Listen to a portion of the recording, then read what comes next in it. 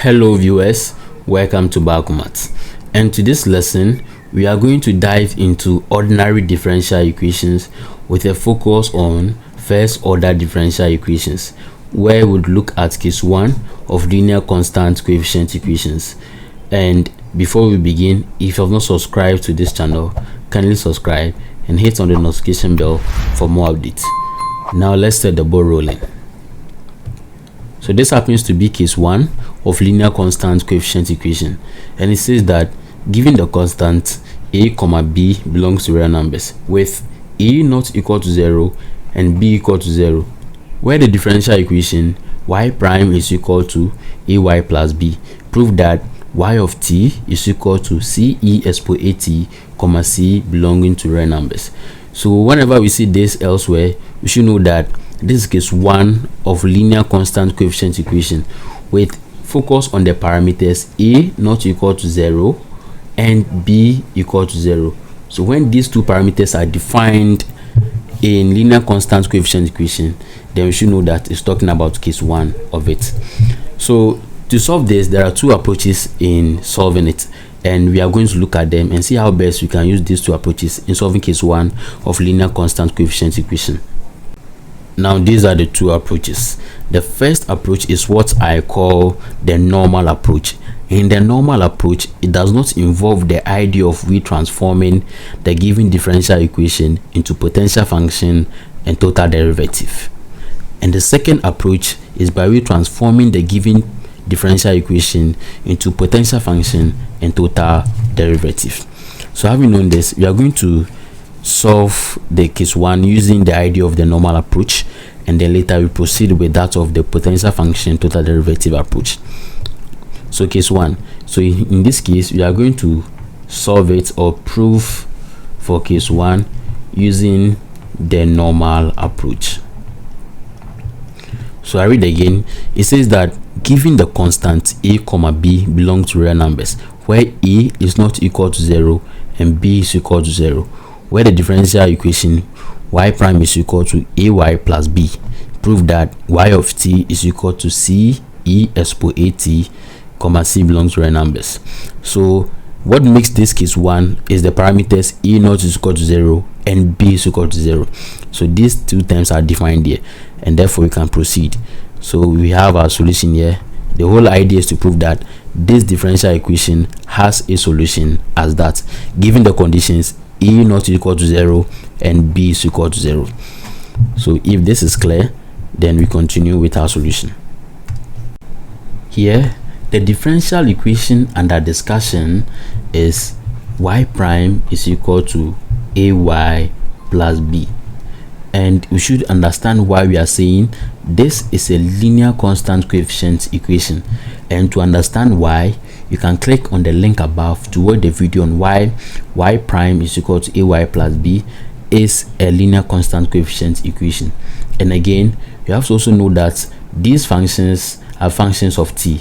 That is, y prime is a function of t, the constant a is also a function of t, and then the constant b is also a function of t. But because they are all functions of t, we end up ignoring the t's and finally write it as y prime is equal to ay plus b. And that is why when we look at the general solution for the differential equation, it is written as y of t is equal to 𝒂𝒚+𝒃 with emphasis on y and t, indicating that the function y or y is a function of t. But assuming we want to write the differential equation, this one, as a function of t, and we end up writing as y prime t is equal to aty plus bt. At this point, this doesn't become a function of t, but it becomes functions that depend on t. Therefore, y prime t is equal to aty plus bt now becomes a variable coefficient equation. It becomes a variable coefficient equation, which means it has deviated from the idea of linear constant coefficient equation to a variable coefficient equation. And these are the things that you should note as we intend to find solution, or as we intend to prove for the general solution of y prime is equal to ay plus b. So having known this, we continue to the proof of the given differential equation. Now in case 1, the main parameters here is a not equal to 0 and b is equal to 0. So we just write them and we apply that idea in the differential equation we have. That is a not equal to 0 and then b is equal to 0. So if it says a is not equal to 0, then it means our y prime now is equal to ay maintained, but b is equal to 0, which means we should have b to be equal to 0 here. Now we have our y prime, so it means our y prime now is equal to ay. So we continue. Now the whole idea is to make sure we prove that this differential equation has a solution as this. So having known that, we go ahead by dividing both sides of the equation by the coefficient of e, which means here we divide here by y and divide here by y. So it means this y will cancel this y and we are left with y prime divided by y, which is equal to a. And from here we can recall from further calculus or calculus 1 that the differential of a function divided by the same function gives us the derivative of the lane of that same function. So which implies that y prime on y is the same thing as the lane of y all prime. So this is something we learned in calculus 1 of further calculus. So we apply the same idea, which means wherever we see y prime divided by y, we write lane of y all prime, which means lane of y derivative. So we continue our solution by writing here lane of y derivative, which is equal to a. So now that we have it, our solution continues, and here we have. Now we continue by having in mind that we want to make y the subject, but the presence of this derivative sign also implies that we have to eliminate it by introducing the integral sign. So it means that we integrate both sides of the equation. So now we have lane of y derivative. Now because they are all functions of t, we integrate with respect to t, that is dt is equal to also integrate this with respect to t dt. So from here we can see that this derivative sign will take away the integral sign and we'll be left with lane y, and then so here we have lane of y, which is equal to, when we integrate a, because we are integrating with respect to t, we have at, and because this is an indefinite integral, it should come with the constant of integration c naught. So we have it here. Now we continue by finding y, like I said, but here there is lane attached to y, which means you have to take natural log of both sides in order to eliminate the lane. So here we introduce natural log, which becomes e expo lane y is equal to e expo at plus c naught. So clearly we can see that this e will take away the lane and to be left with y, so which means we have y to be equal to e expo at plus c naught. Now from indices, we are going to simplify the right hand side from the idea of indices. We say that if I have e expo at times e expo c naught, now I can see that because the bases are the same and they are multiplying, I write one of the bases and I add the exponent. So clearly we can see that this is the same thing as what we have here, which means in place of e expo at plus c naught, we can write what we have on the left hand side. So if that is clear, then we continue our solution as y is equal to e expo at dot e expo c naught. Now we can see that let e expo c naught be equal to the term c, so which implies our y now is equal to e expo at dot c, and we can write this as y is equal to c e expo at, and hence this is proved. So hence we can see hence proved, and this is what you want to find. So clearly we found this. Now this is with the idea of the normal approach without transforming the differential equation into potential function and total derivative. Now we are going to solve the same case or the same theory with the idea of potential function and total derivative. So stay along as we do that. Now we are going to look at case 1 again, but here with the idea of potential function and total derivative. And this is how questions involving potential function and total derivative are being framed. So it says that given the constant a comma b belonging to real numbers, where a is not equal to 0 and b is equal to 0, where the differential equation y prime is equal to ay plus b, find all solutions and prove that y of t is equal to c e expo at such that c belonging to real numbers. So we know that a is not equal to 0 and b is equal to 0 are the key terms in case 1, but as to how we are going to use the normal approach or potential function approach depends on the word find all solutions. And when we see find all solutions, it means a solution or the proof of it should include the idea of potential function and total derivative. But when we don't see the word find all solutions, then we go by the normal approach, the approach you use initially. Or sometimes they can ignore the word find all solutions and repeat the words potential function and total derivative, and clearly we can see that we have to use that idea in proving that the differential equation y prime is equal to ay plus b has its solution as y of t is equal to c e expo at. So if that is clear, then we are going to look at the proof of case 1 with the idea of potential function and total derivative. So the differential equation under discussion here is y prime is equal to ay plus b, and what makes it case 1 is we saying a is not equal to 0 and b is equal to 0. So when we substitute, then we have y prime to be equal to, if a is not equal to 0, then we have ay, but b is equal to 0, so we have plus 0, which implies our y prime here is equal to ay.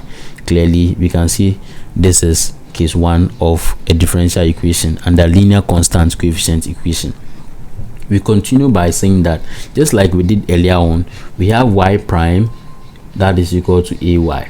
Because we want to find the solution to a differential equation as this, we continue by dividing both sides of the equation by the coefficient of e, which means we divide here by y and divide here by y, and clearly we can see that this y we take away that y and we are left with y prime on y, which is equal to e. Now just like we said earlier on, that in calculus 1, when we have the differential of a function divided by the same function, it just as the ln of the function and then a differential, so it means ln of y derivative is equal to e. Good. So from here to find y, we integrate both sides, which means we integrate ln of y derivative with respect to t, and then we also integrate a with respect to t.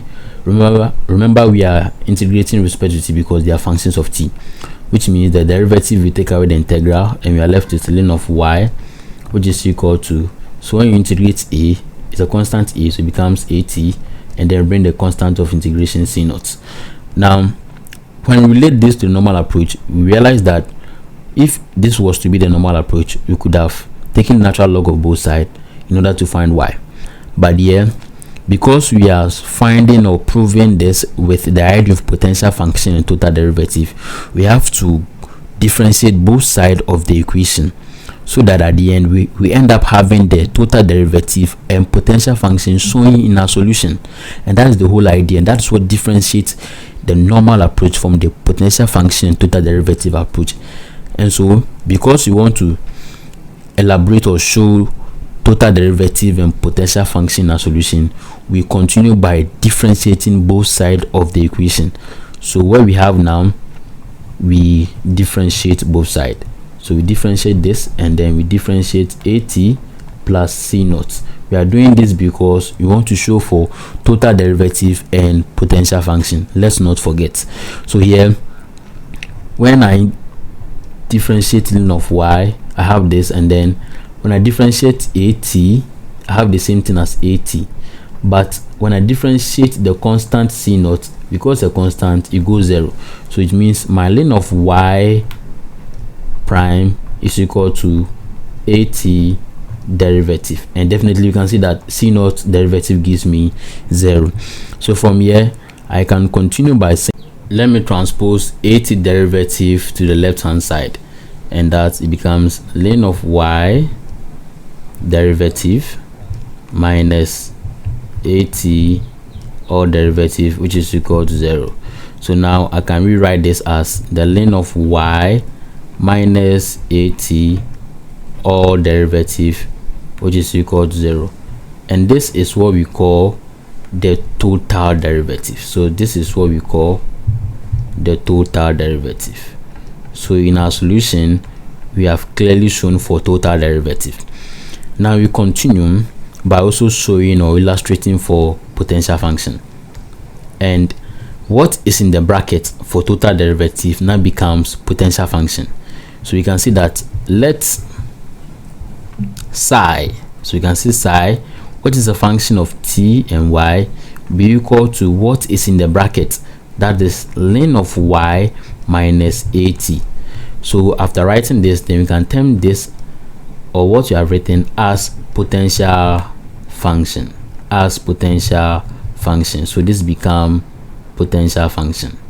So this symbol psi is a function of t and y, and it's spelled as psi. So this is the psi I was talking about.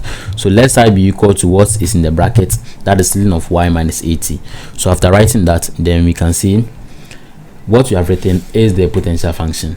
So we substitute that in our solution. So it means that wherever we see ln y minus 80, we write that of psi. So our solution continues, and therefore we have psi derivative, that is by substitution to the total derivative, we have psi derivative, which is equal to 0.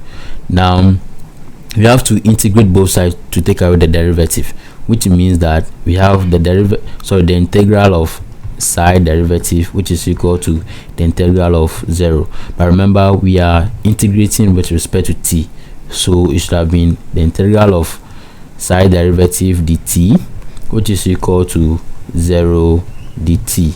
And we can continue our solution here. So it means the derivative take away the integral, and we are left with psi alone, which is equal to, when we integrate 0, we have the constant c naught.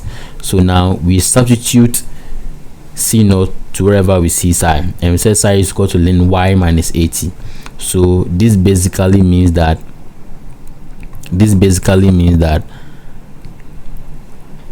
psi naught, which is a function of, that is psi, which is a function of t and y, and then we said it's ln of y minus 80, and now we are saying psi is equal to c naught. It means ln of y 80 minus 80 is equal to c naught. So here it means that our ln of y minus 80 is equal to c naught.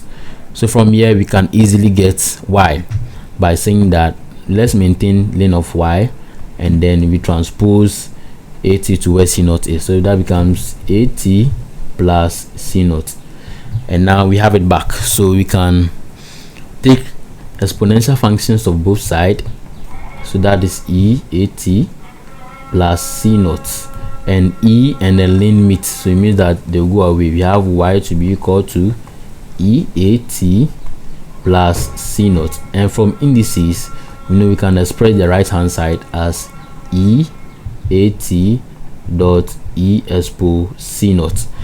Our solution continues, and here we can see that let e expo c naught be equal to c, that is y is equal to e expo 80 dot c, which simply means that our y now is equal to c e 80, and we have our proof as such. So we can see hence proved, hence proved. And this is how we can also prove for case 1 with the idea of potential function and total derivative. Having known and understood this, let's take practical examples involving numbers to prove or to solve questions under case 1. So this example climax to this video, and it says that find all solutions to the constant coefficient y prime is equal to 3y. So with emphasis on the statement find all solutions means that we should include total derivative and potential function in our solution. So if we end up using the normal approach, it means that you're going to get it wrong, because all solutions means that there should be the presence of total derivative and potential function in our solution. So once that is understood, we go back and then we continue with our solution. So the question here is y prime is equal to 3y.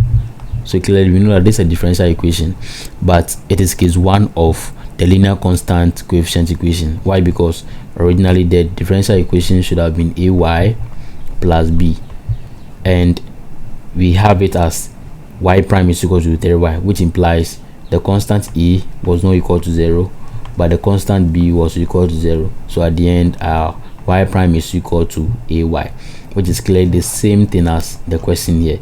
So the question, when you see the question, you should be able to explain or differentiate that this is case 1 and this is case 2, depending or based on the parameters we know for each of the cases.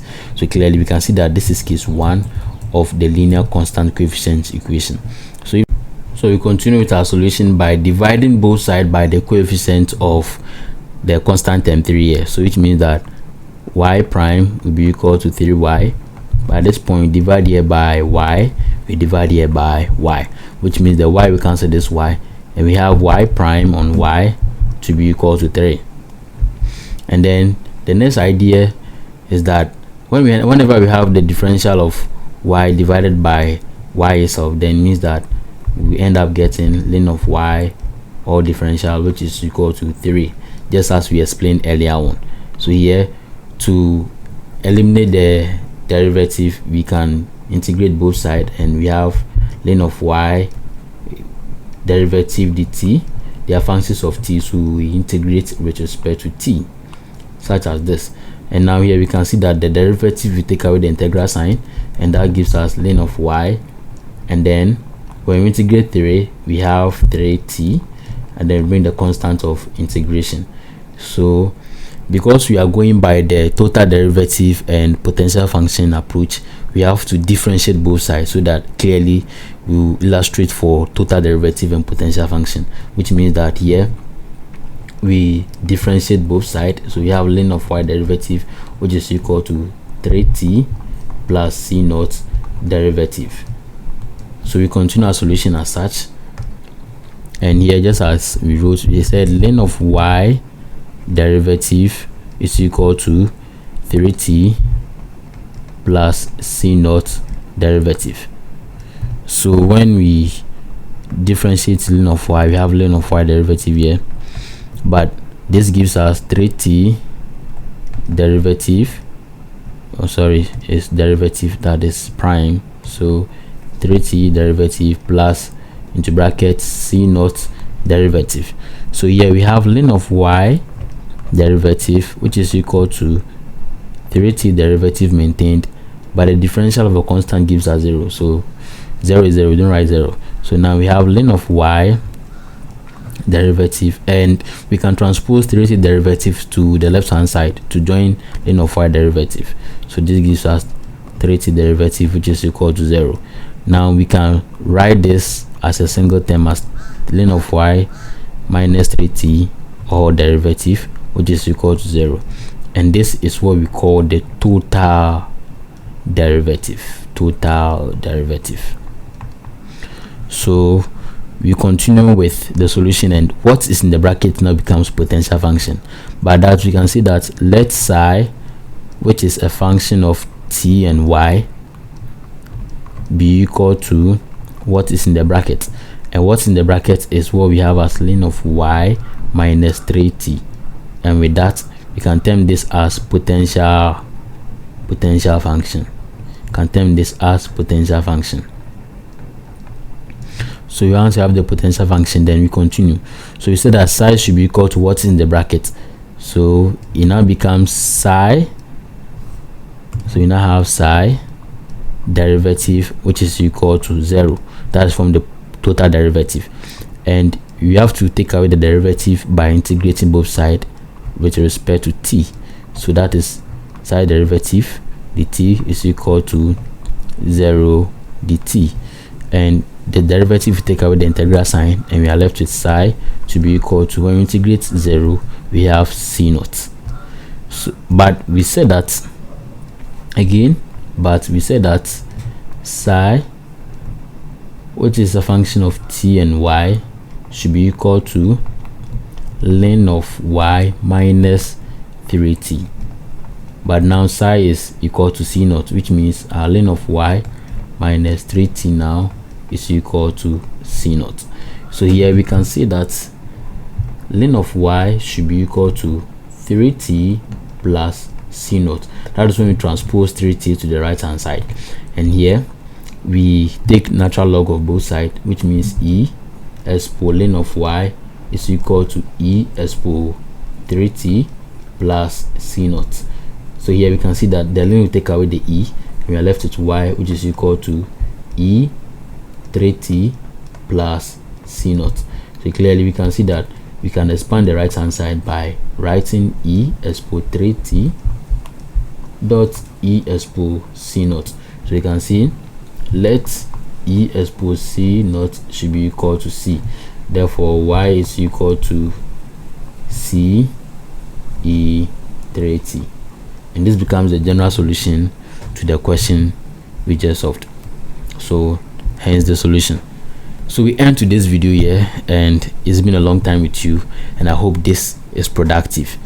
So kindly check out on case 2 on linear constant coefficient equation, and you will love it. So thanks for watching. Kindly like, comment, subscribe and share. Remember that is 𝒂𝒚+𝒃. We are thinking beyond infinity.